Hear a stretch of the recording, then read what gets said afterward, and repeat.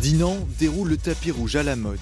Un rendez-vous international où brillent aussi les jeunes talents bretons, comme Calista Rebourg, sélectionnée parmi 300 candidats. Ce que je veux traduire vraiment avec ces vêtements, c'est vraiment le chaos et l'harmonie qu'on y retrouve.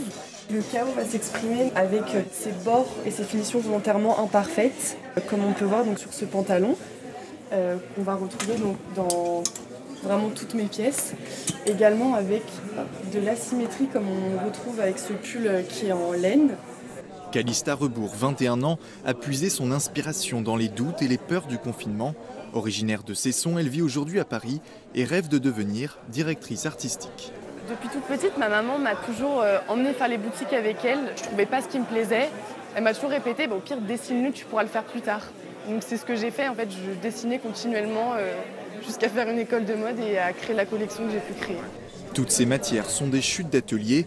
Juste à côté, Léa Senda veut elle aussi casser l'image de la mode polluante. Rendre la haute couture plus durable, c'est possible.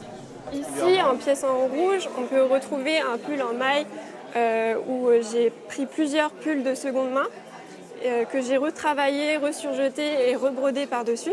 Justement, il y a plusieurs pièces. Ici, par exemple, c'est des kimonos de judo que j'ai retravaillés aussi. On voit à l'intérieur les cols des kimonos que j'ai mis en hausse des pantalons.